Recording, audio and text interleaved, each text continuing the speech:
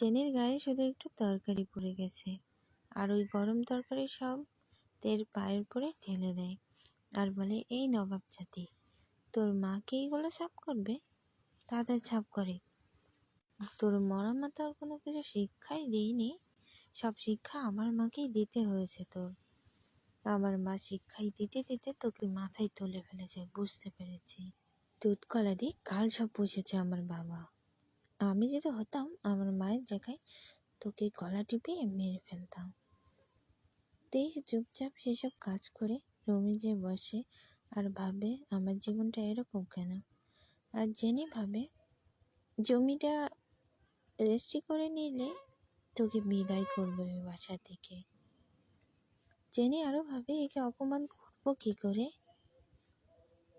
আরেম এখানে এসে সবাইকে ডেকে বিয়ের দিন তারিখ ঠিক করে দিয়েছে এবং তার ভাইদেরকেও বিয়েতে ইনভাইট করেছে। এ কথা শুনে সুগার মনটা একটু খারাপ হয়ে যায়। তারপরে সুগার কাঁধে যে হাত দিয়ে বলে, বাবা চিন্তা করো না, আমি আছি তো, ভয় পেও না। সত্যর মুখে আমাদের সবারই একদিন হতে হবে, এটা সব সময় মাথায় রেখো।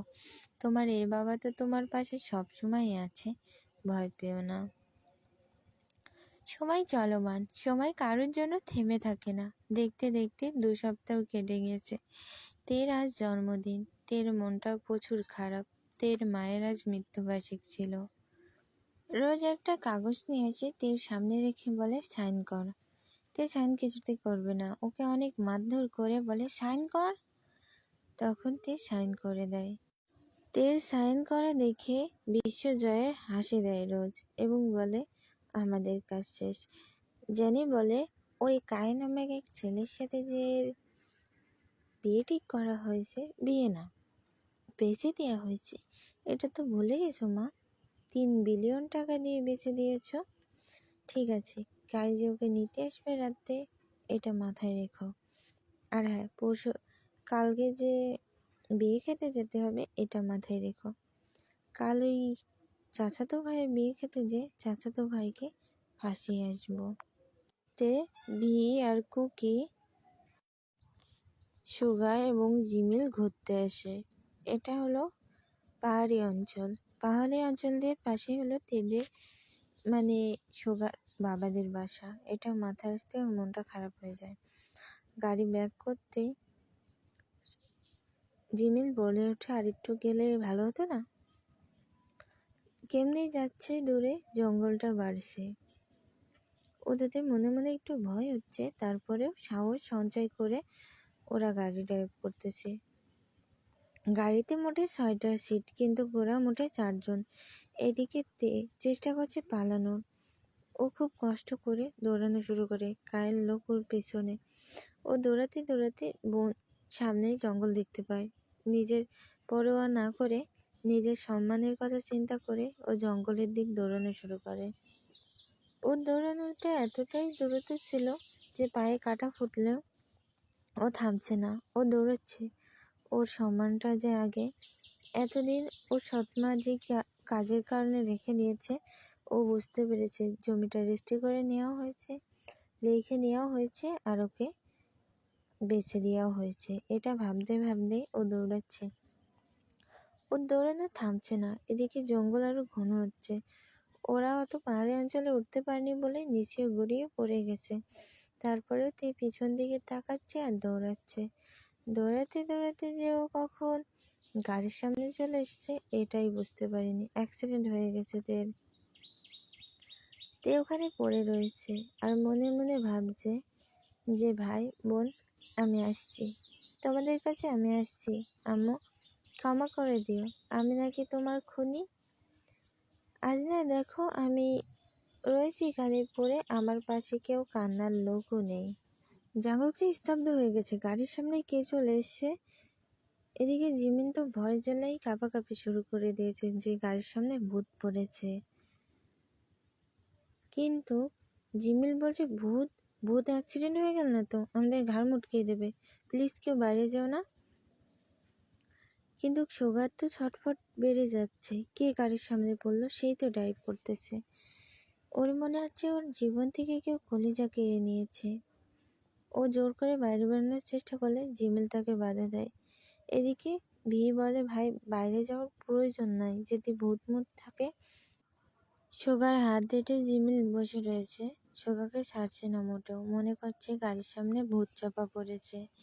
যদি বাইরে যায় তাহলে সোগার ঘাড় মটকাবে আর ওর ভালোবাসার মানুষ ও হারিয়ে ফেলবে।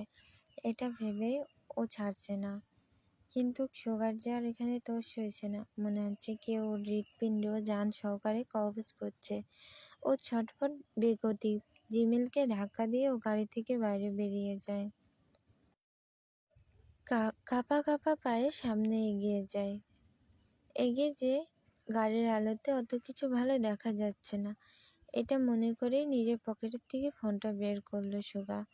ফোনটা বের করে আরেকটু আগিয়ে যেয়ে ফ্ল্যাশ অন করেই নিচে মারতেই ও হা হয়ে গেছে।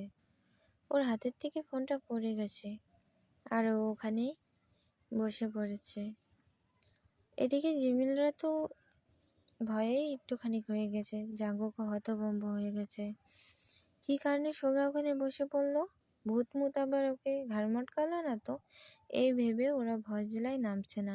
সবাই একটু সাহস সঞ্চয় করে নিচে এসে সোগা থম মেরে বসে আছে। সোগার কোনো নড়চড় নেই। যে দৃশ্য দেখলো সে দৃশ্য ওর চোখে ভেসে উঠছে। চোখটাও বন্ধ করেনি, পলক ফোরেনি, হাঁটু ভাঁজ করে বসে আছে। এদিকে কুকি খুব সাহস সঞ্চয় করে ওদিকে আলো মেরেই পাশে থাকা বি আর জিমিন একটা চিৎকার দিয়ে ওখানে সেন্সলেস হয়ে যায়। কুকিরও হাত পা কাঁপছে। হ্যাঁ, ওরা হতে পারে কোরিয়ার মাফিয়া আর জাঙ্গুক কোরিয়ার সরকার, কিন্তু এত নৃশংসভাবে কাউকে দেখলে কেউ ঠিক থাকতে পারবে না। তের রক্তাক্ত দেহ, সারা রাস্তায় রক্ত, এবং তে ওখানে সেন্সলেস হয়ে পড়ে আছে। তের কোনো হুঁশই নেই। ওকে দেখে যে দুইটা মানুষ ভয়ে সেন্সলেস হয়ে আর দুইটা মানুষ থ হয়ে দাঁড়িয়ে আছে, ওদিকে ওর কোনো নেই, খেয়ালই নেই। ও আছে ওর পৃথিবী ছাড়ার উদ্দেশ্যে। ভিকে নিচে রেখে জিমিনকে কোলে তুলে গাড়িতে থুয়ে এসে ভিকে কোলে করে নিয়ে এসে গাড়িতে থুয়ে এসে কুকি যায় সোগার কাছে যে কুকি বলে, ভাই একে তাড়াতাড়ি হসপিটাল নিতে হবে, নয়তো মরে যাবে। সোগার ধাক্কা দিয়ে দিয়ে কথাগুলো বলছে।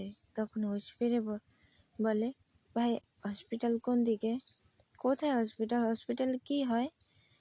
তখন কুকি বেশি কথা না কয়ে তেকে কোলে নিয়ে গাড়িতে বসায় আর বলে, দোস্ত গাড়িতে বয় তুই, আমি হসপিটালে নিয়ে যাচ্ছি, বেশি চিন্তা করিস না, কিচ্ছু হবে না। এদিকে জেনি রাগে ফুঁসছে, কারণ তে তো পালিয়েছে। তেকে খুঁজতে অনেক বডিগার্ড পাঠানো হয়েছে, কিন্তু তে নিখোঁজ। রাগে বলছে, ওই মেয়েকে তো হাতে পেলে আমি মেরেই ফেলবো। কোথায় গেছে? পালানোর সাহস দিল কে? আমার বাসা থেকে পালানোর কথা তো নাই ওর। এত বডিগার্ড থাকতেও কি করে চোখে ধুলো দিয়েও পালিয়ে গেল?